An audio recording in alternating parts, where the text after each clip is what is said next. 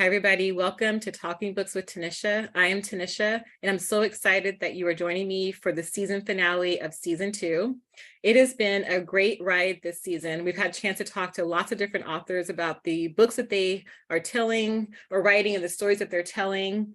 Had a chance to talk to some advocates around what it means to put social justice-minded books, racial equity-focused books into the hands of our youth and our adults. And I think we may have saved the best and the very favorite for last. And I can say that he's the favorite because he's been my favorite for a very long time. My favorite blurred in the whole wide world. This is Donte Felder, here to talk all things superheroes, sci-fi, and other kind of blurty and geeky things.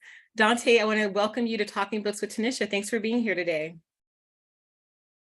Thank you very much. Thank you for having me. Yeah. I appreciate it. You're welcome. I've been looking forward to this conversation, as you know, for like the last couple of months, and I knew that you were going to be my last guest for this season. I'm really excited about this conversation that we're about to have.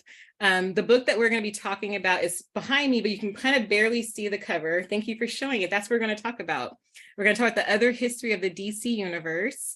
This book was introduced to me by Donte when we were at Comic-Con, and I had a chance to read it while he was reading it as well. And I just was really fascinated with the stories that I didn't personally know. I mean, I didn't grow up with comic books and superheroes the same extent that you did, but just hearing the history behind this was pretty powerful. So this is the book we're going to talk about today. So Donte, why does this book matter right now so much?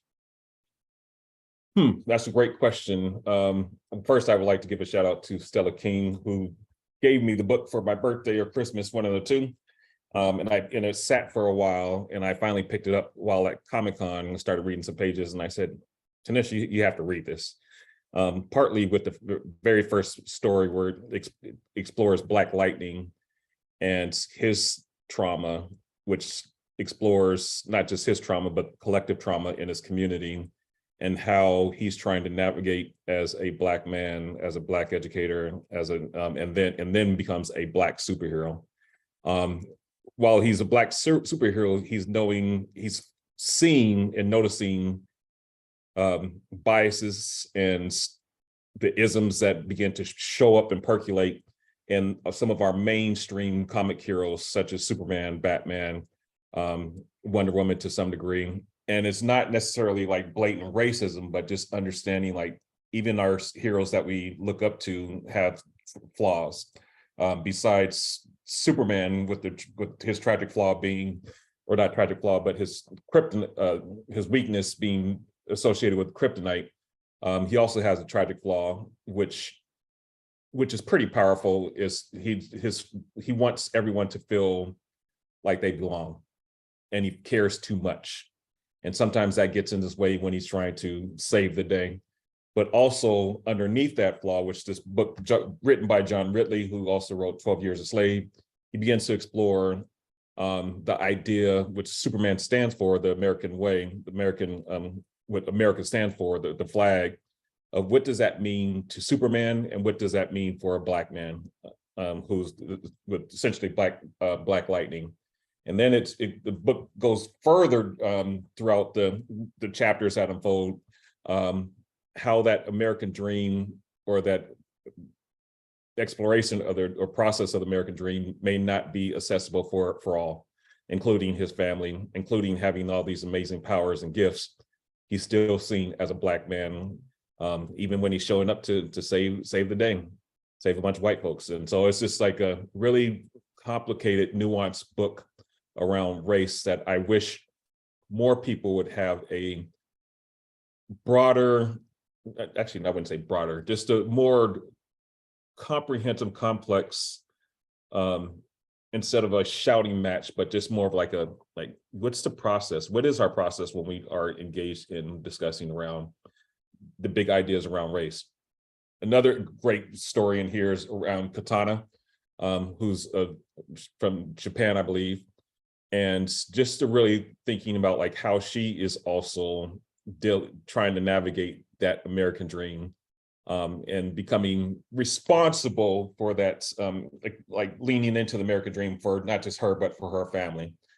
There's other stories of like LGBTQ and like navigating that space and trying to being a cop and LGBTQ and American and Cuban and all this other stuff. So it definitely shows the clashes of these American ideas that we're all trying to figure out.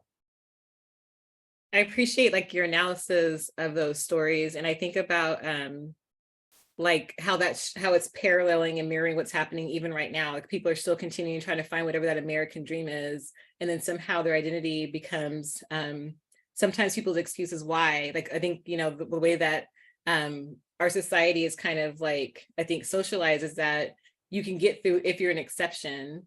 You can get through like if you're able to kind of achieve like, you know, higher than what the norm is supposed to be, but the norm is always that same kind of like, I think, standards around whiteness. I wonder about when you talk about the idea of representation, and I've heard you talk about this other with youth as well, like what are things that you think is important for us to pay attention to in the way that these stories are told? Because a lot of people will say, it's just a comic book. It's just like, it's just a graphic novel. It's just like, you know, these characters are not even real. Why do these characters matter? Like, why are they so relevant? I think that there is a notion, and this may be controversial, around like Black Lives Matter and the new movement, but we have a tendency, me as well, have a tendency to deify Black stories and our historical figures instead of finding and exploring truth and really thinking about like how like even our heroes can be flawed. And I just think that that's where, which this book is really important, is really exploring like how he struggled with his family, how he struggled with being a hero, but also at the I'm not going to get into spoilers, but thinking about like his arc and his journey and the ebbs and flows of successes and failures. Those are the stories that are drawn to me, and I think that I wish we would see more of these stories taught in our schools, thinking about the fullness of our humanity. And unfortunately that, you know, we want to, when we say superheroes, we think of them as these perfect folks with like 9 abs and you know, like capes and cows, but it's more than that. It's thinking about like we are human and we're trying to figure it out, and Superman is trying to figure it out, Peter Parker trying to figure it out. Peter Parker's not Marvel, but every character in here, they are tragically flawed and scarred, and they're just trying to figure it out. So you're holding up the book. Do me a favor. Can you show us a couple of pages from the book? Just so I think people have a chance to kind of see what it looks like. Because I think there's also some really beautiful illustrations. And the way it's written, like I really felt that it was a really part novel and then part graphic novel kind of mixed together. So let's see some of the pages that are inside of this.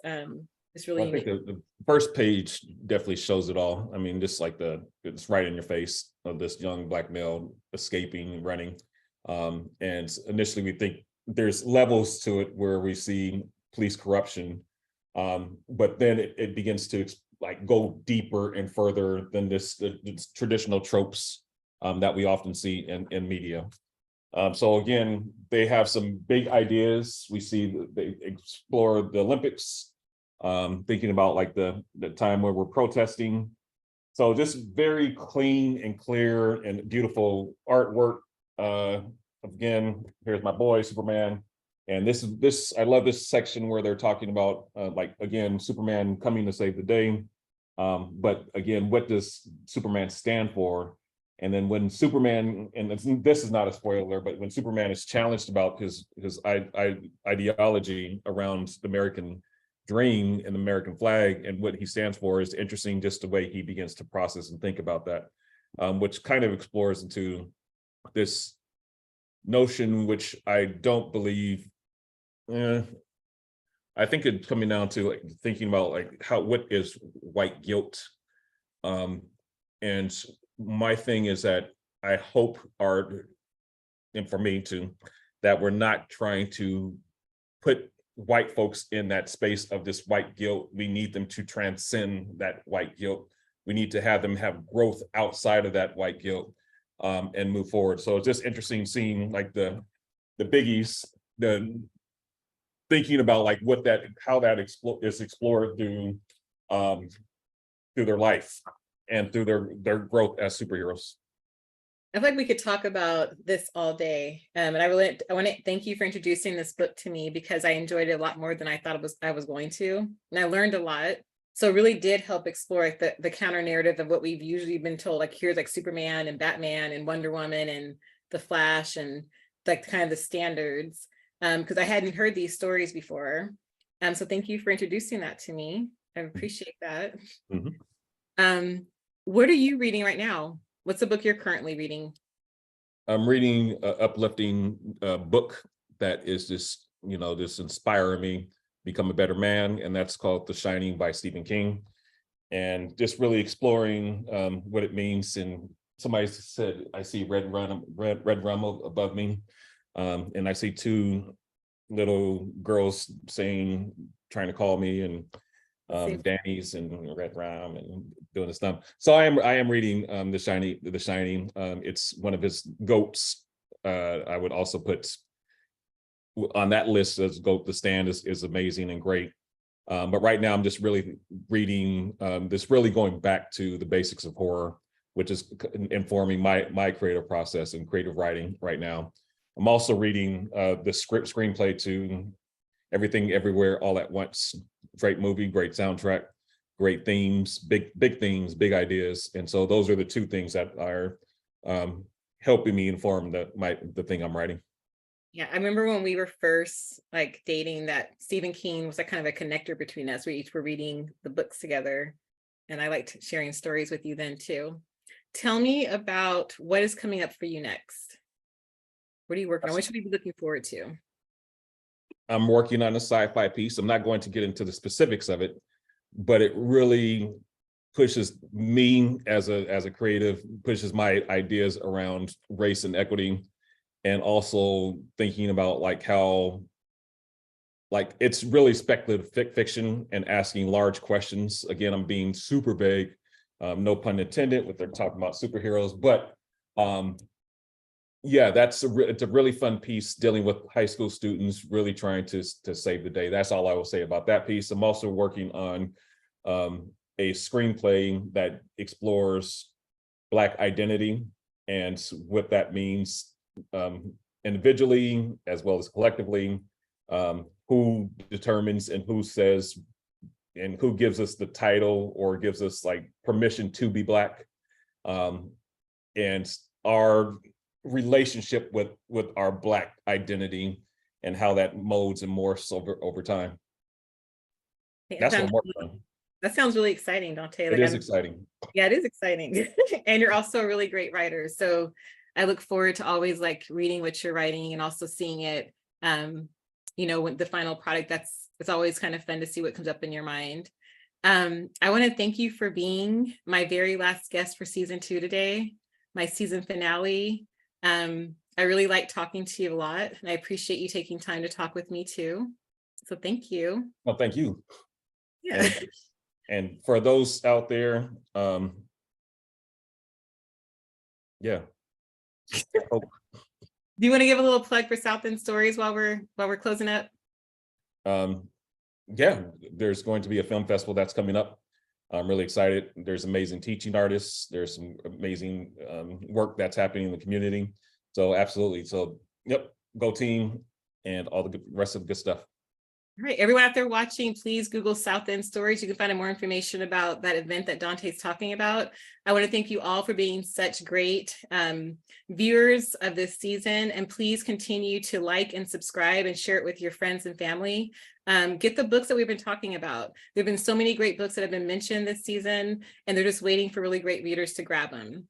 Donte, thanks again for being a guest on Talking Books with Tanisha. Everybody, thank you so much for being a part of this season. Thank you. Bye, everybody. Take care. Bye.